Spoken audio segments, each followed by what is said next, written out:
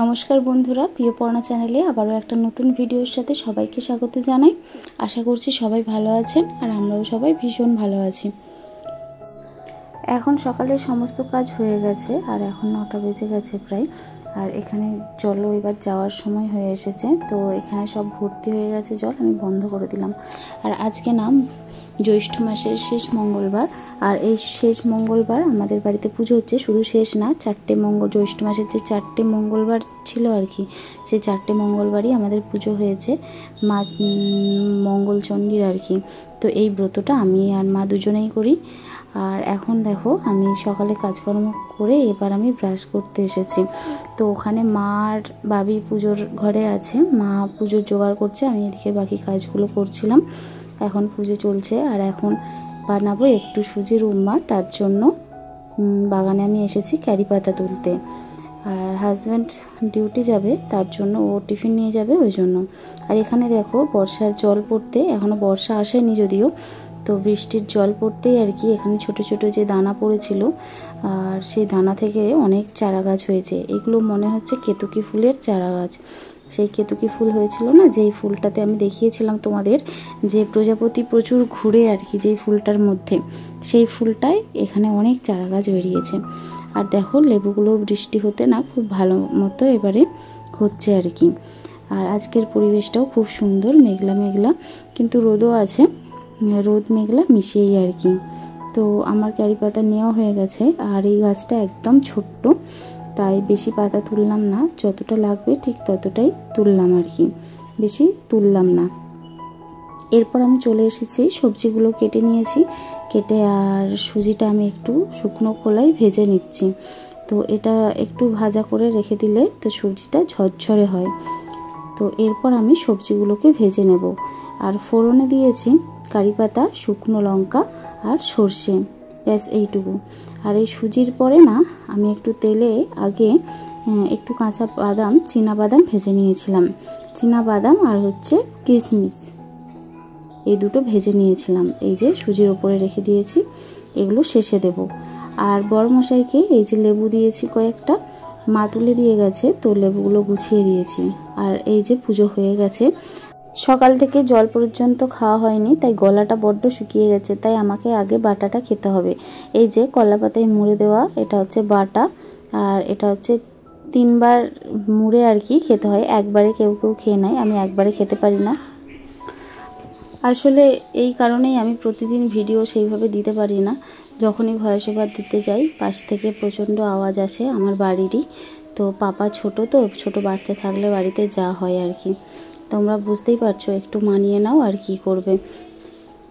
তো ঠাকুর ঘরে গেলাম, বাটাটা খেয়ে নিলাম। ওর মধ্যে দেওয়া থাকে তুলসী পাতা, জব দেওয়া থাকে, ডাল দেওয়া থাকে, সব কিছুই 17টা করে দেওয়া থাকে। তো সেটা খাওয়া হয়ে গেল। খেয়ে যে আবার উপমাটা করতে চলে এসেছি। আর উপমাটা কত সুন্দর ঝরঝরে হয়েছে। আর এখানে না এটা আমি পাপার জন্য তুলে রাখছি লঙ্কা দেওয়ার আগে। আর ওর বাবাইয়ের জন্য যেটা টিফিনে আমি পাঠাবো, ওটা হচ্ছে একটু কাঁচা লঙ্কা দিয়ে দেবো। পাপার তো ঝাল খেতে বেশি পারে না, তার জন্য ওকে আর লঙ্কা দিলাম না। তো তার জন্য ওর বাবাইয়ের জন্য এইটা পাঠাবো, সেই জন্য একটু কাঁচা লঙ্কা দিয়ে দিলাম।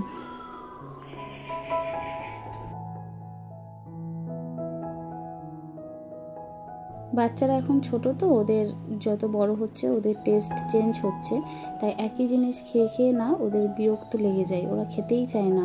তাই এই রকমভাবে এক এক দিন এক একটা যদি সময় থাকে একটু বানিয়ে দেবেন, দেখবেন এতে করে ও এটা খেয়েও নেয় ভালো। আর এতে বেশি কিছু আমি তেলও দিই না বেশি, যেহেতু পাপা খাবে আর কি, বেশি তেল দিই না। এই একটু জল ছিটিয়ে ছিটিয়ে করেছি, তো তাতেই ওতে সেদ্ধ হয়ে গেছে। এর মধ্যে সবজিও দেওয়া থাকে। তো যাই হোক, আর এদিকে হচ্ছে ওর বাবাই বেরিয়ে পড়েছে যাওয়ার জন্য। আর পাপান তখনও ঘুমাচ্ছে, একটু দেখতেই পেয়েছো। পাপান এখন কি করে, সকালে না খুব দেরি করে ঘুম থেকে আজকাল উঠছে। এটা নিয়ে আমি খুব চিন্তায় আছি যে ও পরে কি করবে। ওকে যদি কোনো স্কুলে ভর্তি করি, ও কীভাবে স্কুলে যাবে, কিভাবে ওকে রেডি করাবো, এইসব নিয়ে আমি খুব চিন্তায় আছি। সকালে খুব দেরি করে ওঠে আর রাত থেকে খুব দেরি করে ঘুমাতে যাই, এরকম ব্যাপার। তো এটা নিয়ে আমি কি করব জানি না। এই যে আমি যখন চাটা নিয়ে বসেছি, ও যেই আওয়াজটা পেয়েছে আর কি, তো তখন এসে উঠেছে আর কি। উঠে এই যে বিস্কিট নিয়ে বসেছে। ঘুম থেকে উঠেই ও নাকি এই বিস্কিটটা খাবে।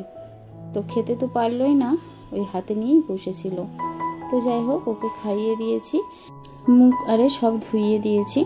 আর ও সকালে দেরি করে ওঠে বলে না, ও কিছু না খাওয়া পর্যন্ত আমারও কিছু খেতে সেরকম ইচ্ছে করে না। ওকে খাওয়ানোর পরেই তবেই আমি খেতে পারি আর কি।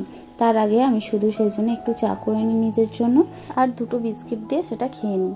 তো যাই হোক, রান্নাও বসিয়ে দিয়েছি। আর আজকে না ভাত হবে না, যেহেতু পুজো হয়েছে, সারাদিনই আমরা ভাত খাবো না, শুধু পাপানের জন্য একটু ওর ভাত করব। আমরা যেহেতু শুকনো খাবার খাবো, আর বাপিও বলছে আমিও আজকে আর ভাত খাবো না, তোদের সাথে ওই রুটি আরেই খেয়ে নেব। তো আজকে বেশি কিছু রান্না হয় না, একদম ছিমছাম হয়েছে। আর রাতের দিকে অনেক চিকেন হয়েছিল, রিচ খাবার খাওয়া হয়েছিল আর কি, সেই জন্য এখন হালকা করেই সব রান্না করা হয়েছে। ডাল হয়েছে, বিটের তরকারি হয়েছে, আলু ভাজা, কুমড়ো ভাজা, এই ব্যাস। আর বাবানকে না আলু সেদ্ধ ডাল দিলেই ও খুব ভালো খায়, সেই জন্য ওকে আলু সেদ্ধ ডাল আর কুমড়ো ভাজা তো ওর আছেই, তো করে দিয়েছি একটু ভাত, ব্যাস এইটুকুই। এদিকে রান্নাঘর পরিষ্কার করে দিয়ে চলে গিয়েছিলাম ঠাকুর ঘরে। ঠাকুর ঘরটাও খুব ভালো করে পরিষ্কার করে দিয়েছি, আর বাসনগুলোও ধুয়ে রেখে দিয়েছি। আর এই ফুল টুলগুলো যে আছে, ওগুলো বিকালে সন্ধে দেওয়ার সময় তুলে দেব।